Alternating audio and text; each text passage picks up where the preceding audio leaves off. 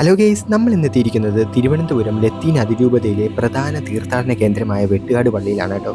കാഴ്ചയിൽ തന്നെ എന്ത് രസമാണല്ലേ, വളരെയധികം മനോഹരമായിട്ടിരിക്കുന്നു. ഇതിൻ്റെ അകത്തെ കാഴ്ചകൾ അതിലേറെ മനോഹരമാണ് കേട്ടോ. തിരുവനന്തപുരം അന്താരാഷ്ട്ര വിമാനത്താവളത്തിൽ നിന്ന് 2 കിലോമീറ്റർ ദൂരത്തായാണ് കേട്ടോ ഈ ക്രൈസ്തവ ദേവാലയമായ വെട്ടുകാട് പള്ളി സ്ഥിതി ചെയ്യുന്നത്. നമ്മുടെ ട്രിവാൻഡ്രം സെൻട്രിൽ നിന്ന് നോക്കുമ്പോൾ 7 കിലോമീറ്റർ ഡിഫറൻസ് ആണ് വരുന്നത്. ഇവിടെ ഏത് മതസ്ഥർക്കും വന്ന് പ്രാർത്ഥിക്കാൻ കേട്ടോ. വേറെ പ്രത്യേകിച്ച് അങ്ങനെ വിവേചനങ്ങളൊന്നുമില്ല.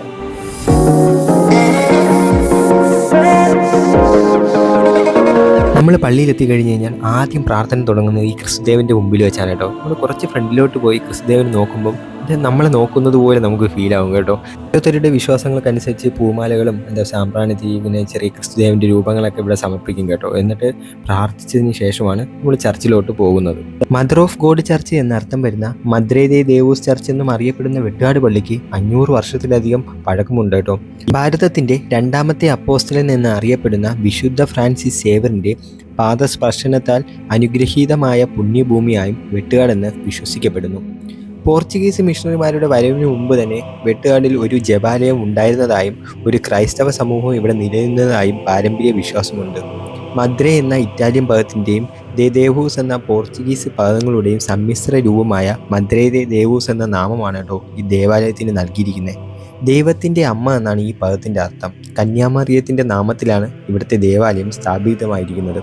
ഇവിടെ കണ്ടില്ലേ, നമ്മുടെ പ്രാർത്ഥനയൊക്കെ കഴിഞ്ഞ് വിശ്വാസികൾ മെഴുകുതിരി കത്തിച്ച് ഇടുന്നൊരു സ്ഥലമാണ് കേട്ടോ ഇവിടെ.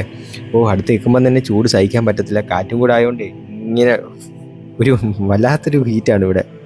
അപ്പോൾ അങ്ങനെ വിശ്വാസികളൊക്കെ കുറേ മെഴുകുതിരിയൊക്കെ കത്തിച്ച് ഇവിടെ ഇങ്ങനെ വെച്ച് പ്രാർത്ഥിച്ചതിന് ശേഷം പതുക്കെ ഇങ്ങോട്ട് വരുന്നു കേട്ടോ. ഇവിടെ കണ്ടില്ലേ, ആ ഫാദർ ഇങ്ങനെ തലയിൽ പുണ്യമുള്ളതൊക്കെ തളിച്ചതിന് ശേഷം ഓരോരുത്തരും ഇങ്ങനെ പ്രാർത്ഥിച്ച് വിടും കേട്ടോ, അനുഗ്രഹിച്ച് വിടും.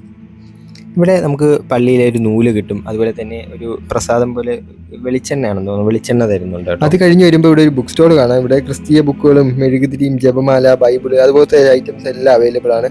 ഈ ഒരു ബിൽഡിങ് ഒരു പ്രത്യേക രസമില്ലേ കാഴ്ചയിൽ. അതിനുശേഷം ഈ ഒരു ബുക്ക് സ്റ്റോളിൽ കയറിയിട്ട് എന്തെങ്കിലും വാങ്ങിക്കാൻ പറ്റുമോ എന്ന് നോക്കി നോക്കാം. നമുക്ക് പറ്റുന്ന എന്തെങ്കിലും ഉണ്ടെങ്കിൽ വാങ്ങിക്കാമല്ലോ. ഇവിടെ കണ്ടില്ലേ, ക്രിസ്തുദേവൻ്റെയും മാതാവിൻ്റെയൊക്കെ രൂപങ്ങൾ കാണാൻ തന്നെ ഒരു പ്രത്യേക ഭംഗി, ഒരു പ്രത്യേക ഫീൽ കേട്ടോ. എനിക്കിങ്ങനെ കുറേ രൂപങ്ങൾ ഇങ്ങനെ കാണുമ്പോൾ ഒരു മനസ്സിനൊരു പ്രത്യേക ഒരു ഇതാണ്, എന്തോന്ന് അറിയത്തില്ല. ഇവിടെ വന്ന് ഞാൻ വൈഫിനെ ഒരു കൊന്തയും പിന്നെ ഇവിടെ കുറച്ച് 2-3 സാധനം, അതായത് ഈ കളർ പൂക്കളൊക്കെ ഇവിടെയൊക്കെ വാങ്ങിച്ചു കേട്ടോ. വെട്ടുകാട് പള്ളിയുടെ ഉത്സവ ദിവസം അന്ന് ട്രിവാൻഡ്രത്ത് ഗവൺമെൻറ് സ്ഥാപനങ്ങൾ ഉൾപ്പെടെ ഉച്ചയ്ക്ക് ശേഷം അവധിയാണ് കേട്ടോ. ക്രിസ്തുരാജാവിൻ്റെ പെരുന്നാൾ എന്ന് വിളിക്കുന്ന പള്ളിയുടെ വാർഷിക ഉത്സവം നവംബറിലെ 3ാമത്തെ ഞായറാഴ്ചയാണ് കേട്ടോ നടക്കുന്നത്. 10 ദിവസത്തെ ഉത്സവമായിട്ടാണ് നടക്കുന്നത്. വർണ്ണാഭമായ ഘോഷയാത്രയും ആഘോഷങ്ങളൊക്കെ ഇതിൻ്റെ പ്രത്യേകതയാണ്. ഇതിൻ്റെ പ്രധാന ദിവസത്തിൻ്റെ തലേന്നാണ് കേട്ടോ ക്രിസ്തുരാജാവിൻ്റെ പ്രതിമ ഘോഷയാത്രയ്ക്കായി പുറത്ത് എഴുന്നള്ളിക്കുന്നത്. എൻ്റെ അകത്തെ കാഴ്ചകൾ പിന്നെ എടുത്തു പറയേണ്ടതാണ്. ബെൽജിയത്തിൽ നിന്ന് കൊണ്ടുവന്ന ഫാനും അതുപോലെ ഒരു ഗ്ലാസ്സിലെ ചിത്രപ്പെയിൻ്റൊക്കെ ഒരു രക്ഷയില്ല. പ്രത്യേക ഫീലാണ്. നിങ്ങൾ മസ്റ്റായിട്ട് എന്താ പറയുക ഈ ഒരു ദേവാലയം സന്ദർശിക്കണം കേട്ടോ. നമുക്കൊരു പ്രത്യേക അനുഭവമാണ് നൽകുന്നത്. വെട്ടുകാട് പള്ളി കടൽ തീരത്തിൻ്റെ അടുത്ത് ചേർന്നിട്ടാണ് കേട്ടോ സ്ഥിതി ചെയ്യുന്നത്. അതുകൊണ്ട് തന്നെ ഒരു ഈവനിങ് സമയത്തൊക്കെ വന്നു കഴിഞ്ഞ് കഴിഞ്ഞാൽ ഒരു പ്രാർത്ഥനയൊക്കെ കഴിഞ്ഞതിന് ശേഷം കടൽ തീരമൊക്കെ ഒന്ന് ആസ്വദിച്ചിട്ട് നമുക്ക് എൻജോയ്മെൻറ്റ് ചെയ്യാം കേട്ടോ. കൂടാതെ വെട്ടുകാട് പള്ളിയുടെ തൊട്ടടുത്തായിട്ട് കടലോരം റെസ്റ്റോറൻ്റ് ഉണ്ട്. അവിടുന്ന് നല്ല ഫുഡൊക്കെ കഴിച്ച് മൊത്തത്തിൽ നമുക്ക് എന്താ പറയുക ഒരു വൈബാവും. ഒരു പ്രത്യേക ഫീൽ തന്നെയാണ് കേട്ടോ. യാത്രകൾ അവസാനിക്കുന്നില്ല. അപ്പം ഈ ഒരു വീഡിയോ നിങ്ങൾക്ക് ഇഷ്ടമായെന്ന് കരുതുന്നു. ഇഷ്ടമായെങ്കിൽ ലൈക്ക് ചെയ്യുക, അതുപോലെ സബ്സ്ക്രൈബ് ചെയ്യാനും കൂടെ മറക്കല്ലേ. അപ്പം മറ്റൊരു പുതിയ വീഡിയോ ആയിട്ട് വീണ്ടും കാണാം. ബൈ.